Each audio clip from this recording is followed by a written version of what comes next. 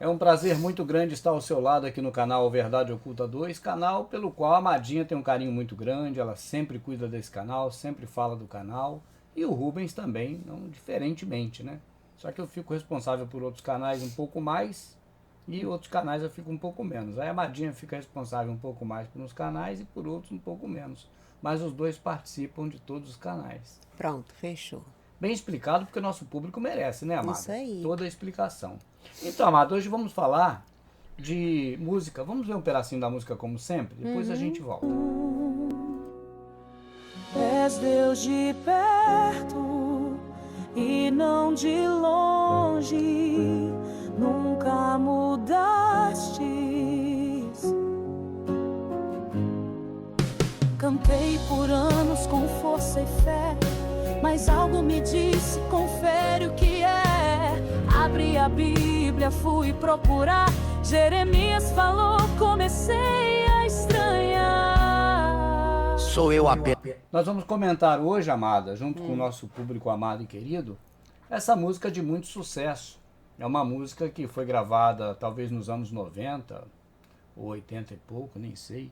Não sei Mas dizer. até hoje ela é sucesso. É uma música que as pessoas gostam de cantar, porque a música, não só evangélica, mas música em geral, ela tem essa peculiaridade, isso é importante falar, que é mexer com a alma da gente.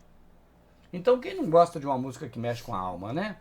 O que é uma música que mexe com a alma? É uma música que ela inspira sentimento na pessoa. Não é verdade? Faz as Isso. pessoas até chorarem.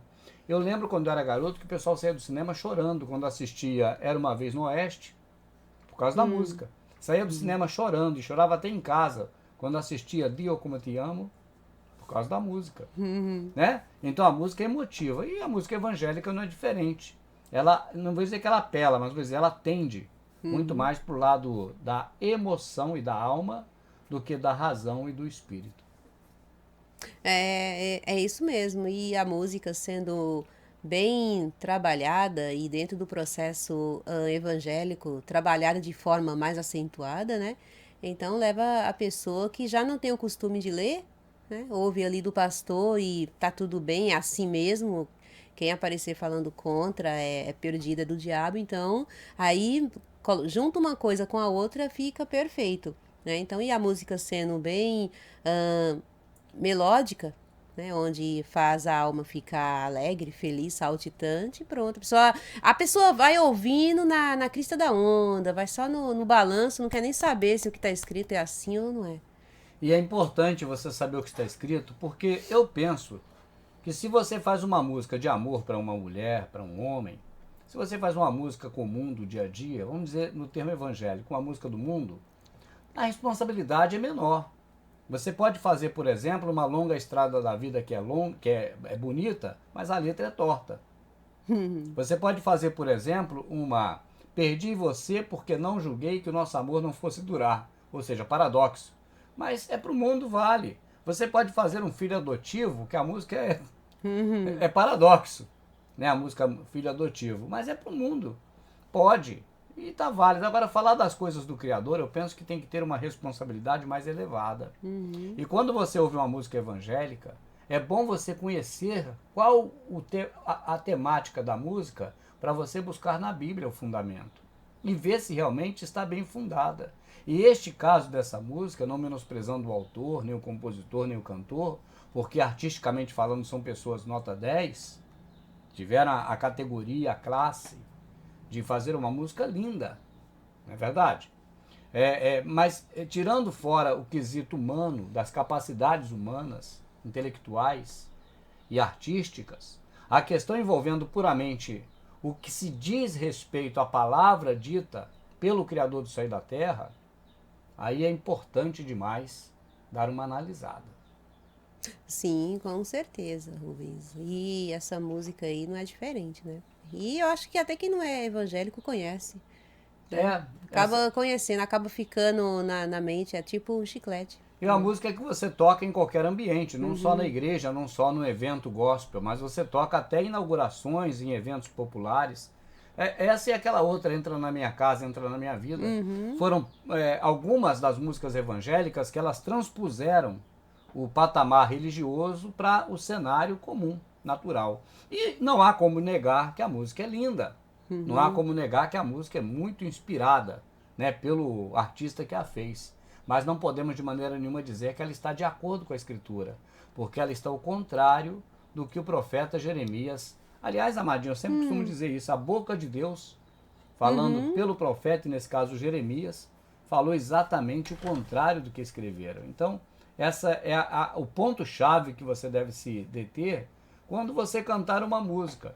Porque de um jeito ou de outro, amado, nós aprendemos isso na Escritura, que as pessoas que seguem cego, ou que está errado, pessoas que seguem quem está errado, não tem desculpa para ela no final. Não tem como tirar a culpa dessa pessoa e colocar sobre o outro. A pessoa paga por isso. Cuidais de um julgamento mais severo. Essas pessoas, como o caso aqui do Rubens, da Madinha também, que tenta passar para você a verdade, né? Não por conta de cargo, de pastor, não. Mas qualquer um que passa essa informação tem um juízo mais severo, mais criterioso do pai. Não é verdade, amada? Exatamente. Agora, o erro que você comete por conta de ter ouvido do Rubens ou de uma música evangélica, o Rubens paga por isso ou quem fez a música evangélica, mas isso não te redime.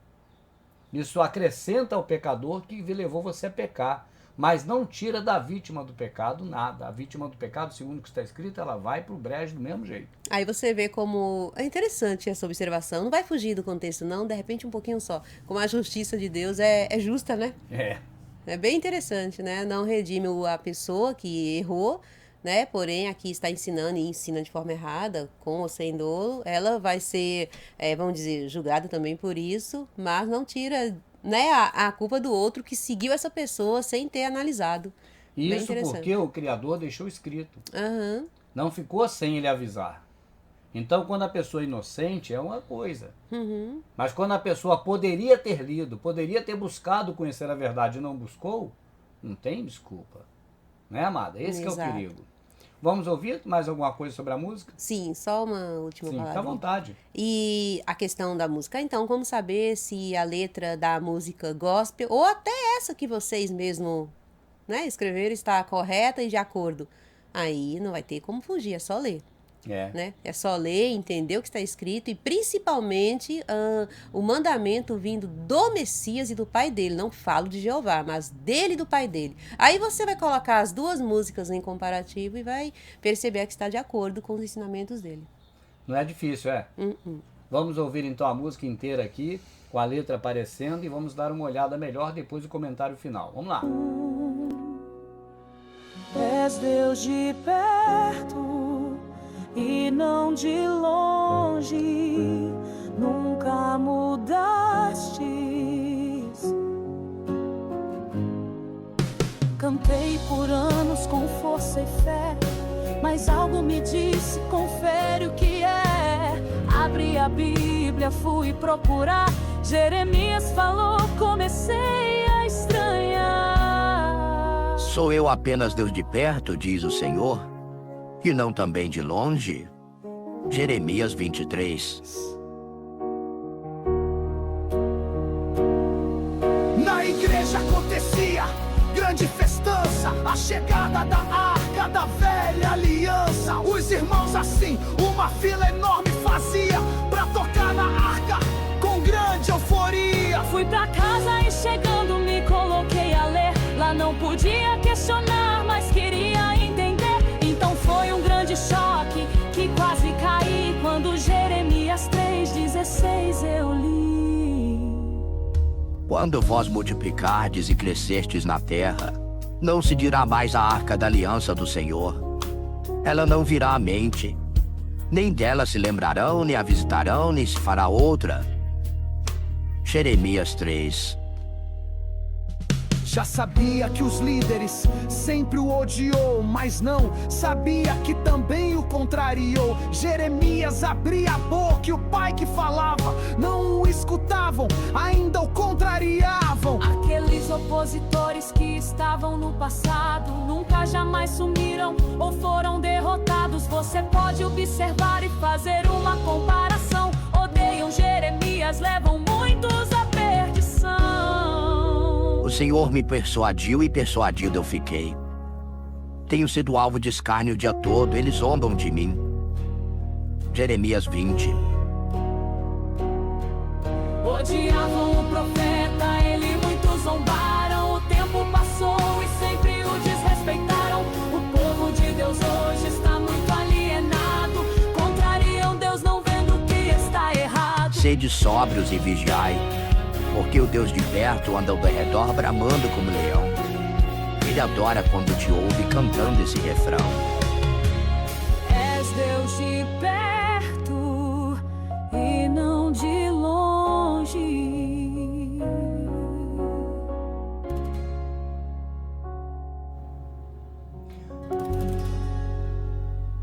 Aí, portanto, está a música escolhida para poder a gente comentar nessa nossa participação. Inclusive, não fala só de uma música, o Deus de Perto, é a principal, a que puxa, né? É que puxa. A música, mas também sobre a arca. Porque Jeremias alertou sobre várias coisas que são pagãs, amado. Você vê, alertou sobre a arca, alertou sobre a rainha dos céus, alertou sobre Tamuz, alertou sobre a árvore de Natal. Foi tudo Jeremias. Ele deu muitos alertas para nós, pena que as pessoas não levam em consideração. As pessoas ainda têm a árvore de Natal em casa, não dando ouvido a Jeremias. As pessoas não conseguem ver Jeremias como um profeta de peso. Davi, como profeta, é muito maior do que Jeremias para eles e até Samuel. Sendo que, se você botar em classes de importância, Isaías, não tenha dúvida, é esse que o Messias tanto mencionou, tá certo? E aí vem Zacarias, vem Jeremias, vem Joel, vem Ezequiel, vem Miqueias, aí vem outros profetas, com um livro menor, um livro maior, não importa, porque aquela coisa de profetas menores é pejorativo, é depreciativo, tá certo? Os profetas são grandes, foram grandes homens, mas como a religião do passado matou os profetas, denunciados por Estevão, denunciados pelo Messias, denunciados por Paulo, denunciados por tantos, como eles mataram os profetas, eles não gostavam dos profetas. E não gostam até hoje. Principalmente do Jeremias. Agora, por que será que principalmente não gostam do Jeremias, cara? Por que será? Vamos ao primeiro ponto, principal deles aqui, que está na letra. A música referente à arca. Né? Eu não sei o que A arca é um costume deles de botar a arca na igreja. Isso, é a arca lá, esse costume, né? De botar a arca na igreja. É claro que Jeremias falou, se tudo é bíblico para esse sistema, então a Bíblia é o quê? A palavra de Deus, né? É verdade. Não é verdade? A Então, inerrante. a inerrante. Então tá dizendo na Bíblia que não é para construir outra arca, miniatura, monstruosa, nem para vir ao pensamento. O negócio é tão sério que não fala somente para não construir ou para colocar ela em qualquer lugar da casa, ou seja lá onde for. Fala para não vir ao pensamento. De tanta importância que essa fala dada pelo pai através do Jeremias, né, passa para as pessoas. E o que eu queria saber, que eu não sei, se bem, né, que não tem como saber mesmo, porque eu não acredito que nenhum membro presente dentro de qualquer instituição evangélica, quando vê a arca ali, nenhum vai questionar, peraí, mas eu li aqui que falou para não vir à mente. Eu não sei o que é que o líder falaria se aparecesse alguém perguntando isso. Mas como eu acredito que não apareceu, então vai ficar, né, sem saber mesmo. Não é porque o evangélico vai ver aquela arca, como eu vi num programa esses dias aí, né, da igreja, da televisão, porque minha mãe ela assiste. Aí eu tava olhando a arca lá no púlpito. Né? O pessoal tudo batendo palma. Aliás, eu acho que vê aquela arca como algo santo. De repente até mais santo que o próprio Deus e o próprio Jesus. Porque Deus e Jesus ninguém vê, mas a arca tá vendo. Isso aí tem uma música nossa que a gente vai breve fazer o comentário dela, que é sobre isso. Eles queriam um Deus visível para adorar, né? Não queria mais um Deus invisível. Por isso a construção do bezerro e outros objetos, como os 2 querubins, a própria arca, essas coisas todas. E o que acontece, amadinha, é que o processo religioso, ele fez, vamos dizer assim, um engendramento muito bem bolado, muito bem elaborado. Então, com isso, a população ficou engessada. Ela não pode perguntar sobre alguma coisa que tem dúvida na hora do culto. Ela só tem que ouvir, porque agora o homem de Deus vai trazer a palavra e todo mundo tem que ficar sentado ouvindo. É mais ou menos assim, o Criador falou para a arca não vir a memória, mas acontece o contrário, o sistema conseguiu inverter. O que não vem nem ao pensamento da pessoa é a pergunta, o questionamento. Não Isso vem. nem vem ao pensamento, porque vem. não pode. E o Senhor desse século cegou esse entendimento. Não é o diabo o Senhor desse século, é a religião. É bom saber disso. Então a pessoa, como não pode perguntar na hora do culto, ela já fica constrangida. Tá certo? Ela tem que sentar e ouvir. Aí vem o engendramento que eu estou colocando. Durante anos e mais anos, qualquer igreja que a pessoa for, se for desviar de uma para ir para outra, qualquer lugar faz a mesma coisa. Ela fica repetindo na cabeça da pessoa aquilo que interessa que a pessoa ouça. E como o pastor apresenta credenciais, porque é PhD aqui, porque é aquilo ali lá, porque é homem de Deus, porque tem todos os predicados, então as pessoas não duvidam em nada do pastor. Assim, tudo que o pastor fala, manda fazer ou faz, vira como se fosse Deus. Então, se tem esse Deus que é o pastor, que foi E além das credenciais que você bem citou, tem a maior de todas. Ele é ungido diretamente de Deus. Exatamente. É ungido, então isso já ele vai sobressai. se tornando Deus na mente da pessoa. Sim. E como ele é Deus, ele pode tudo. Então ele fala que é para você adorar a arca, a pessoa vai e adora. A pessoa não vai procurar ler nada ao contrário do que está escrito nisso, até porque se ela ler, olha para cá, se ela lê isso aí está ao contrário, ela vai dizer que isso está errado. Quem está certo é o pastor. Ela não vai ver isso como certo. O Messias pode dizer 1000 vezes que tem que orar no quarto, em silêncio, não fazer como os hipócritas. Mas não adianta nada. As pessoas continuam fazendo como os hipócritas. Então, vamos para a próxima? Vamos. Tem mais para a alguma coisa próxima. dessa? Se tiver, Ah, sim, sobre. aproveitar.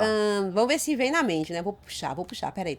Sobre o Deus de perto, não de longe, Certo. né? És Deus de perto e não de longe. És Deus de perto e não de Então, longe. é para você ver como que você falou, tem muita lógica se for analisar, né? Deus está em todos os lugares. Eu acredito que o povo sabe disso. Mas sabe por saber, mas a prática ele só está no templo e pior, naquela noite, naquele momento. Na hora marcada pelo Na hora pastor. marcada, se faltar luz ou acontecer alguma coisa, Deus também não aparece, né? Então, mas o diabo que está ao derredor, será que eles não associam? É Deus de perto, não de longe, né? Aí na música